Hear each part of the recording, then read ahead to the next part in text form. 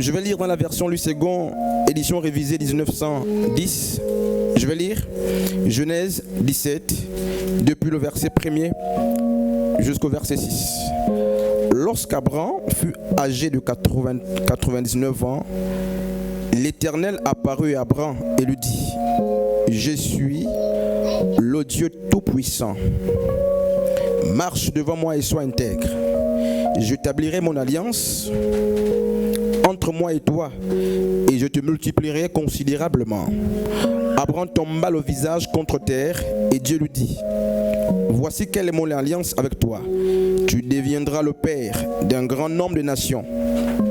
On ne t'appellera plus Abraham, mais ton nom sera Abraham, car je te rends père d'un grand nombre de nations.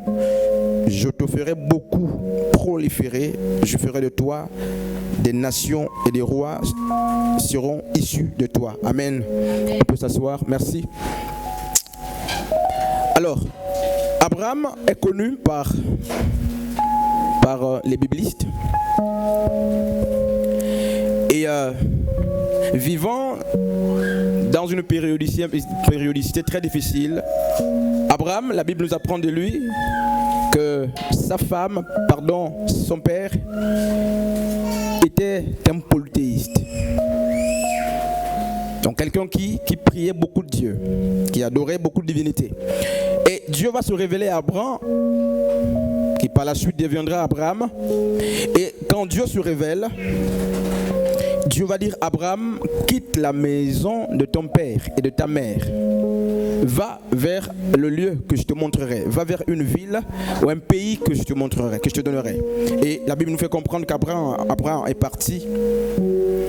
Il est parti accompagné de sa femme et de Lot, son neveu. Et quelque temps après, il y a eu des anicroches entre le neveu d'Abraham, donc d'Abraham à l'époque, et, n'est-ce pas, les bergers de la personne d'Abraham. Et Dieu va amener une séparation entre les deux. Et vous connaissez la suite de l'histoire. Lorsque le Seigneur, n'est-ce pas, appelle Abraham, il a 75 ans.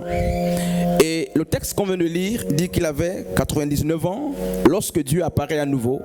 Entre 75 et 99, nous sommes à peu près dans les 24 ans passés écoulés par là. Dieu va renouveler, n'est-ce pas, les paroles qu'il avait dites à Abraham. Pourquoi? Je voudrais poser cette question d'une manière implicite. C'est d'ailleurs une question oratoire à laquelle je vais répondre moi-même dans la suite de l'enseignement, de l'exhortation. Alors Dieu va dire à Abraham, n'est-ce pas, je suis le Dieu Tout-Puissant. On dit El Shaddai en hébreu. Pourquoi le Seigneur, 24 ans après l'appel ou la promesse, apparaît à nouveau pour dire à Abraham, je suis El Shaddai? 24 ans après l'appel, Dieu vient à nouveau parler à Abraham pour lui dire: je suis, n'est-ce pas, je suis le Dieu Tout-Puissant. Mais en fait, le problème c'est qu'entre les 24 ans, le patriarche Abraham avait chuté 3 fois. Je crois que les hommes de Dieu sont là, on va rester calme, dans le calme le plus absolu. Abraham, le patriarche, a fait 3 erreurs monumentales entre le temps, n'est-ce pas, de l'appel et le temps où le Seigneur vient réitérer justement l'alliance. Et nous allons le lire. Premièrement, nous sommes dans Genèse chapitre 12, le verset 10. On nous apprend justement que la famine a frappé le pays dans lequel vivait la personne d'Abraham. Et qu'est-ce qui se passe?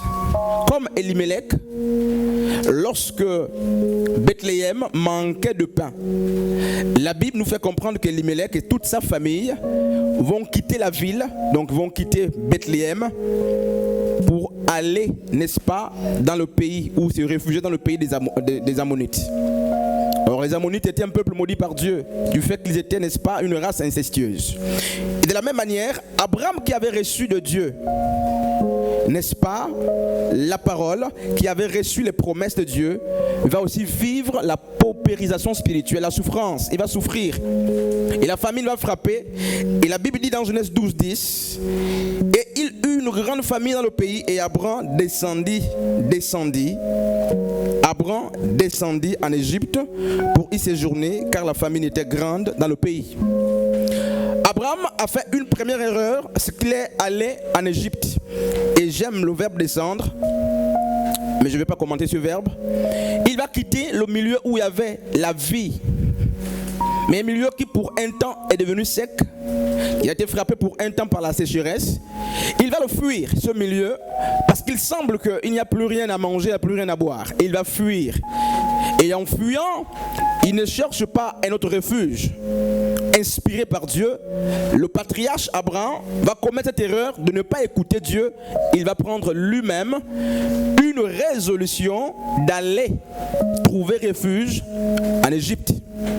Or, le Seigneur dit ceci dans Ésaïe chapitre 30 à partir du verset 1er jusqu'au verset 2e. Malédiction prononcée sur Juda qui a fait alliance avec l'Égypte. Malheur au fils qui se révolte, déclare l'Éternel, pour former les desseins. Mais non venant de moi, et pour faire des alliances, mais non par mon esprit, afin de séjourner, n'est-ce pas, d'ajouter le péché sur le péché. Littéralement, pour verser une libation, acte qui scellait la conclusion d'une alliance. Ce sont eux, n'est-ce pas, qui s'en vont pour descendre en Égypte, mais ils n'ont pas interrogé ma bouche, afin de se réfugier, n'est-ce pas, sous la protection du Pharaon et de chercher un abri à l'ombre de l'Égypte. Amen. Dieu n'a jamais demandé que les gens aillent en Égypte et réfugier. Mais Abraham est parti en Égypte. Une première erreur. Et je voudrais tout de suite sortir ça pour l'amener, n'est-ce pas, dans le cadre contextuel. C'est aussi notre image. Lorsque même le foyer que Dieu t'a présenté par vision, te disant que c'était le vrai foyer, commence à sombrer. Lorsque même l'église que Dieu t'a montré par révélation commence à sombrer. Lorsque même l'école, l'emploi que Dieu t'a donné, dit-on, tu commences à vivre les vicissitudes, n'est-ce pas? Tu remarques les difficultés. Très souvent, qu'est-ce que nous faisons? Nous marchons, n'est-ce pas? Nous descendons vers l'Égypte. Nous changeons d'attitude comme Abraham, parce que jusque-là, il était dans la famine. Et Dieu n'a rien fait. 24 ans durant, il a désobéi 3 fois à ce patriarche. Il est parti en Égypte. Et si hier Abraham ne connaissait pas l'Égypte, l'Égypte peut être, n'est-ce pas, synonyme de retour sur les vomissures. Beaucoup parmi nous, à cause de certaines difficultés, pour des jeunes filles, se sont attrapés 2, 3, 4 copains en vue, n'est-ce pas, de survivre. Pour les hommes, on a fait n'importe quoi. On a parfois vendu l'âme pour vivre. Pourtant, au départ, le Seigneur nous a fait une promesse. Mais il semble qu'elle dure. Et le refuge, c'est l'Égypte. L'Égypte, c'est le péché. Et dans Ésaïe 30, à partir du verset 1er, le Seigneur fustige tous ceux qui quittent, n'est-ce pas, le pays dans lequel il les a laissés pour aller trouver refuge en Égypte. Chacun a une caricature de l'Égypte. Je ne sais pas ce que, n'est-ce pas, représente ton Égypte. Je ne sais pas, et je préfère rester là sans m'avancer plus loin, mais tu vas t'interroger au-dedans de toi. Tu sais quelle est ton Égypte. La colère peut être l'Égypte de quelqu'un. La médisance peut être l'Égypte pour quelqu'un. La rancune peut être l'Égypte pour quelqu'un. Et on peut l'emprunter de temps en temps. Lorsque ça bascule, pour Abraham, n'est-ce pas, l'élément motivateur qu'il a amené en Égypte, c'était la famine. Toi, qu'est-ce qui t'amène vers 2 hommes? Vers 3 hommes? Vers 4? Toi, qu'est-ce qui t'amène dans la franc-maçonnerie? Aller signer des pactes? Toi, qu'est-ce qui t'anime? Qu'est-ce qui t'amène facilement à la colère? Homme de Dieu, c'était la première erreur commise par, n'est-ce pas, le grand Abraham. Notre patriarche, la Bible appelle, n'est-ce pas? Quelqu'un peut me rappeler comment la Bible appelle Abraham? Ma'an. Abraham s'appelle le père de la foi. C'est le père de la foi. Donc le père de la foi est parti en Égypte à cause de la souffrance. Et très souvent, on ne nous montre pas ces choses-là. Alors, la deuxième erreur d'Abraham, à part le fait qu'il est retourné en Égypte, on finit bientôt, c'est le mensonge. Alors, nous sommes dans Genèse 12, 11 à 13. Je vais lire. Comme il était prêt d'entrer en Égypte, il dit à Saraï, sa femme, « Voici, je sais que tu es une femme belle de figure. Quand les Égyptiens te verront, ils diront, c'est sa femme. Et ils me tueront et te laisseront en vie. dis, je te prie que tu aimes ma sœur, afin que je sois bien traité à cause de toi et que mon âme vive grâce à Dieu. Genèse 12.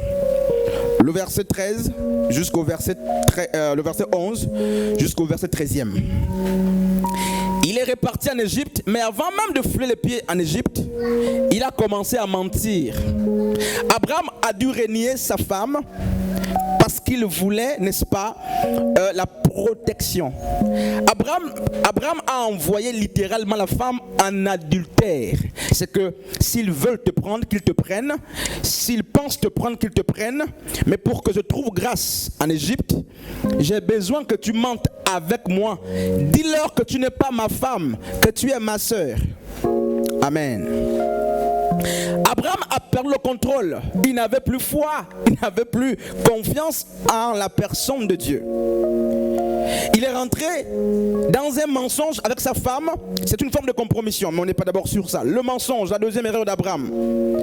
Regarde frères et sœurs, regarde. C'était Abraham. Et toi? Est-ce qu'il t'est arrivé de mentir parce que en fait tu as perdu confiance? Est-ce qu'il t'est arrivé de voler par exemple dans ton entreprise parce que en fait tu as perdu confiance? Est-ce qu'il t'est arrivé de tirer ce qui n'était pas à toi, de falsifier? Quand on parle de mensonge, on parle de l'altération, n'est-ce pas, des choses qui sont justes. C'est la falsification de la vérité. Et très souvent, nous pouvons falsifier la vérité pour soigner notre image. On peut faciliter, n'est-ce pas, que le mensonge soit notre compagnon. Pourquoi?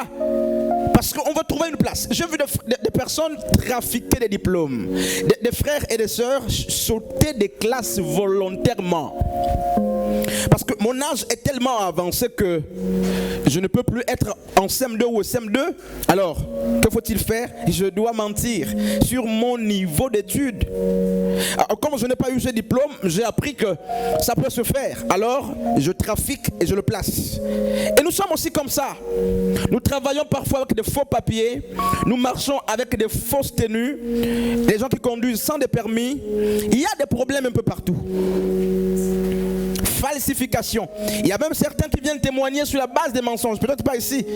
Les gens qui sont allés sortir avec des hommes pour avoir des moyennes, pour avoir des moyens. N'est-ce pas? Même pour les étudiantes, pour qu'on soit positionné. Et puis après on a admis, et puis on vient témoigner devant l'église. Que Dieu te réprimande. Un emploi que tu as eu parce que en fait celui qui t'embauche t'a dit il faut qu'on aille ensemble et vous êtes allés ensemble. Effectivement il a été loyal. À la fin il t'a donné l'emploi en question et te voici en train de venir témoigner. Je rends grâce à Dieu parce que il m'a donné un emploi. Tu dois dire je rends grâce à Satan ou à mon commerce. Amen. Et frères et sœurs, nous ne voyons pas la portée de ce qui se passe. Mais le mensonge a plusieurs dimensions. Il a plusieurs dimensions. Même ceux qui viennent sur l'estrade, vous mentez parfois. On ne ment pas sur l'estrade. Dites ce que Dieu a réellement fait. On n'aide pas Dieu. Dites ce que Dieu a fait. N'ajoute pas, n'enlève pas. Ça n'arrange pas Dieu. Très souvent emporté par les faits, n'est-ce pas, du témoignage, les faits du mouvement, nous avons tendance même à ajouter. Et tu sais ce que Dieu me siffle, je ne sais pas pourquoi. On pense rendre un culte à Dieu comme cela. Qu'est-ce que tu as fait pour être là où tu es? Aux parents on ment, aux amis on ment, aux pasteurs on ment, aux collègues on ment. Le mensonge, partout. Pourquoi? Abraham a dit, pour que je trouve grâce, dis que tu n'es pas ma femme. Mais en fait c'est plus grave parce que littéralement, il a vendu sa femme disant, va en adultère, même si on te prend, pourvu que je vive. Abraham a perdu, n'est-ce pas, le contrôle. Amen. Abraham a perdu même l'intégrité à cause de la peur. Il a perdu même la crédibilité. La peur, frères et sœurs, c'était aussi là une deuxième erreur de la personne d'Abraham. Et je vais lire la troisième, n'est-ce pas? Je vais nous présenter la troisième erreur d'Abraham avant d'aller très vite. Je promets que je vais terminer très vite. C'est la compromission. Alors, Dieu promet un enfant à Abraham. Mais le temps passe. Il n'y a pas la promesse. Comme beaucoup parmi nous aussi ont reçu de Dieu des promesses. Je ferai ceci, je ferai cela. Moi par exemple, Dieu m'a dit, je te donnerai une grande assemblée. C'est depuis. Mais attention, il faut que tu vives certaines réalités, soit comme le pasteur Frédéric a dit, Dieu nous éprouve, je pense que Maman Chilo aussi en a parlé, Dieu nous éprouve, Dieu nous émonde, Dieu nous prépare pour des gloires à venir. Entre-temps, Abraham n'a pas pu attendre en silence comme c'est écrit dans Lamentation 3, attend la promesse de Dieu en silence. Qu'est-ce qui se passe? À l'époque d'Abraham, il existait le Code d'Hammurabi. Et dans le Code d'Hammurabi, il y a plusieurs textes de loi, et parmi ces textes de loi, il y a un texte qui dit, lorsque ta femme est stérile, tu peux prendre justement l'esclave, sa servante, et aller avec elle, de sorte que la servante te donne un enfant.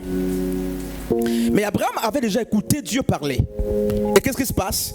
À cause du non-accomplissement, à cause du fait que la promesse tarde, l'homme de Dieu, Abraham, le patriarche, a fait recours à la tradition. Tu as vu, tu es une femme de foi, tu es un homme de foi. Je ne maudis pas la tradition. Mais frères et sœurs, si Dieu a parlé que tu auras, si Dieu a dit qu'il te mettra quelque part, c'est une dimension de foi. Il faut attendre patiemment, n'est-ce pas? Il faut rester calme et attendre la promesse de Dieu, même si elle dure. Habakkuk a dit, c'est une promesse qui va vers son cours. Si la promesse tarde, attends-la. Très souvent, regardez comment nous sommes emportés. Une maladie te frappe, l'église prie, il n'y a pas de solution, les anciens posent les mains, tu sens que ça ne va pas là, alors recours à la tradition. Mais en fait la tradition c'est quoi? C'est parfois les choses déjà désavouées. J'ai vu des gens à cause du succès de la maladie dans leur vie abandonner la foi. J'ai entendu ma mère quand elle souffrait, il y a des gens qui ont appelé pour dire, moi m'appelé, sa soeur m'appelait, sa soeur qui est ici, pour dire je connais quelqu'un. Je connais quelqu'un qui a l'habitude de résoudre très vite ce type de problème. Alors, vous avez 300 000 avec vous, ça va être opérationnel. Ah oui. Maman dit, pasteur Chris, viens t'asseoir, m'appelle tu pasteur, assieds-toi. Tu sais que Dieu a donné l'intelligence aux hommes. Oui, je dis oui, mais en fait, est-ce que tu ne vois pas que la proposition qu'on nous a faite n'est pas mauvaise? Frères et sœurs, là tu vas dire non, mais elle avait un problème de foi parce que ça ne t'est pas encore arrivé.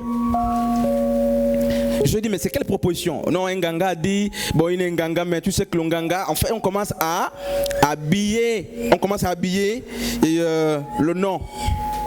Non, c'est l'intelligence, c'est les tradis praticiens. J'ai vu ça venir, je connaissais le fond. J'ai dit non. C'est tout ça que c'était. Frères et sœurs, la promesse tarde. Alors qu'est-ce que tu feras lorsque la promesse tardera? Il y a des promesses que Dieu nous a faites, mais qui vont s'accomplir 2 jours avant que tu ne meurs. 1 heure avant que tu ne meurs. 30 ans quand tu seras même vieux. Et très souvent, c'est les enfants qui vont jouir, n'est-ce pas, ces promesses. Entre-temps, Abraham n'a plus eu confiance au Seigneur. Et qu'est-ce qui s'est passé? La personne d'Abraham a dit, faisons recours. Il a écouté la voix de la femme, faisons recours au Code d'Hammurabi. Laissons la foi à côté, laissons l'espérance à côté. Allons faire ce que, n'est-ce pas, la loi des Babyloniens disait. Et j'ai vu Abraham, n'est-ce pas, et sa femme se précipiter de la compromission, n'ayant plus confiance au Seigneur. Et ils ont mis au monde quelqu'un qui va agiter leur famille. Ismaël. Tu as vu? Parfois tu as 2 enfants, mais il y a un là qui était Ismaël. Ou qui est?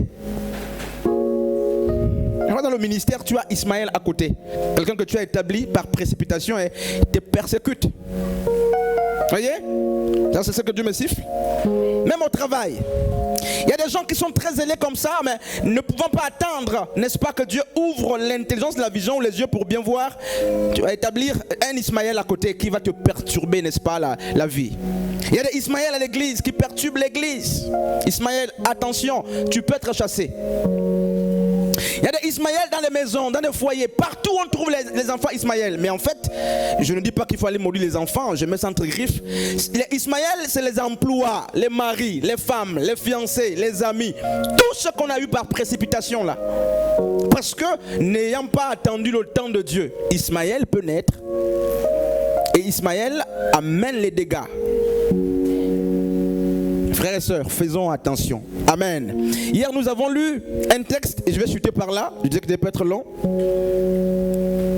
C'était Zacharie chapitre 4. Le verset 7. Et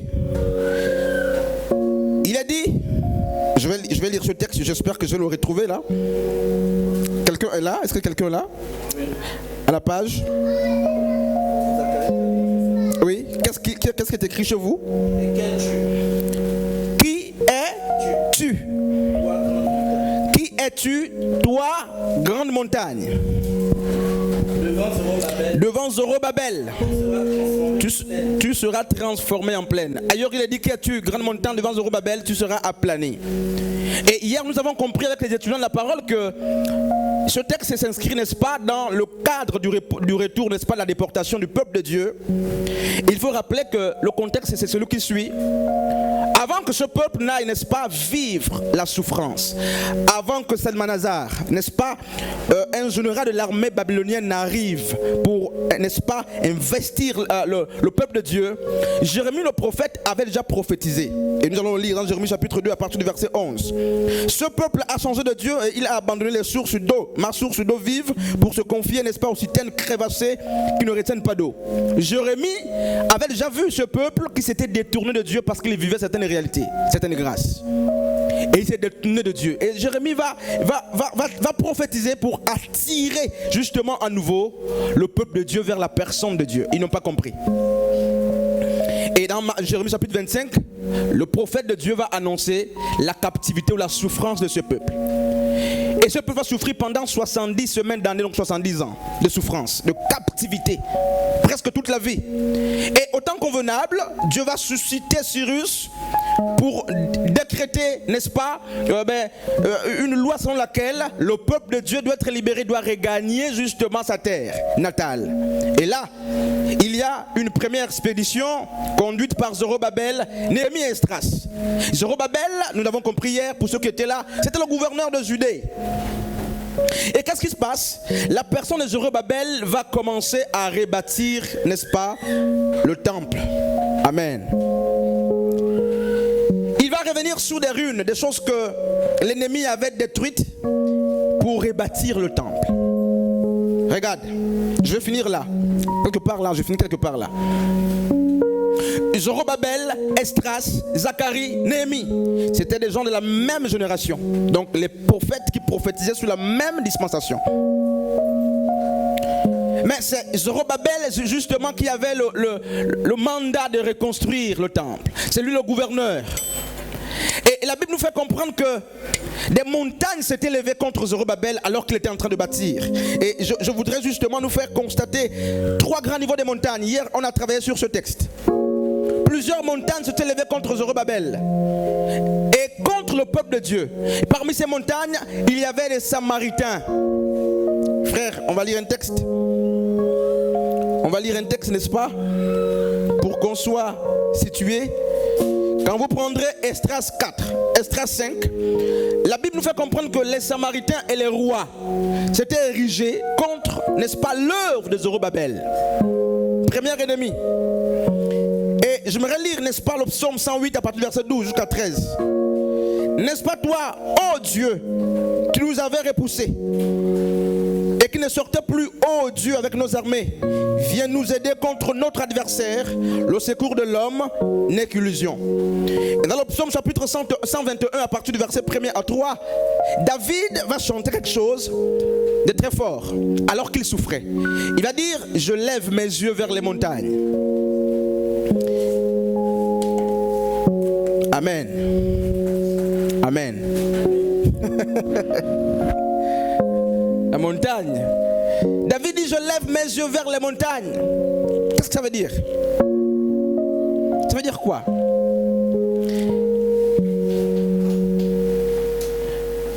David, il y a certains qui trouvaient refuge dans les montagnes. Les montagnes étaient parfois considérées comme des divinités. Et il dit, je lève mes yeux vers les montagnes, mais il ne s'arrête pas là. Il dit, d'où me viendra le secours? Mais après il comprend, il dit, mais en fait, les montagnes ne procurent pas le secours. C'est pourquoi dans le psaume justement 108, 12 à 13, il dit le secours que procure l'homme n'est que vanité. Alors frère, je vous dis quelque chose. Il n'y a pas de secours dans l'être humain. Il n'y a pas de secours dans le pasteur. Pas de secours dans l'ancien, dans le frère. Ce secours, quoi qu'il soit juste, il passe. Il est vanité. Le vrai secours vient de la personne de Dieu. Pourquoi le pasteur va te décevoir à un moment donné? S'il ne te déçoit pas, il va partir. Et ce qu'il fait est limité parce que lui-même, il est homme. Mais nous avons besoin d'un secours qui ne dort ni ne sommeille. C'est la personne de Dieu. David dit, je lève mes yeux vers les montagnes, d'où me viendra le secours? Le secours me vient de l'Éternel qui a fait les cieux et la terre. Est-ce que tu es en train de vivre, n'est-ce pas, une tribulation? Tu es en train de vivre une situation particulière? Est-ce que très longtemps tu as levé les yeux vers les montagnes? Tu t'es rendu compte justement que les montagnes ne procurent aucun secours? Je suis venu te dire ce matin que le secours vient de la personne de Dieu. Amen. Pour tes études, pour ton emploi, pour ta famille, le secours vient de la personne de Dieu. Donc, les montagnes justement que prophétisait la personne de Zacharie, d'abord c'était les difficultés. Ensuite, ce sont les démons. Matthieu chapitre 17 à partir du verset 20. Je vais lire. Et là, nous sommes dans l'épisode de la transfiguration. Christ a fini. Il était sur la montagne de la transfiguration et il va descendre. Quand il descend, il va constater justement que le peuple était buté parce qu'il y avait des démons qui ne sortaient pas des corps. Et il va dire ceci, en descendant la montagne, à la descente de la montagne, n'est-ce pas, de l'ému, c'est à cause de votre, il dit ceci, c'est à cause de votre incrédulité, leur dit Jésus. Je vous le dis en vérité, si vous aviez de la foi comme un grain de sénévé, vous diriez à cette montagne, transporte-toi d'ici là, et elle se transportera, n'est-ce pas, pour se jeter dans la mer. Regarde, est-ce que quelqu'un a la foi? Quelqu'un a la foi? Tu as la foi? Jésus dit aux disciples, si vous avez une petite foi, Matthieu 17, à partir du verset 20. Le problème, ce n'est pas, n'est-ce pas, la grande foi. Dieu ne cherche pas tant la grande foi. C'est vrai que notre foi doit grandir. Mais Dieu cherche la petite foi.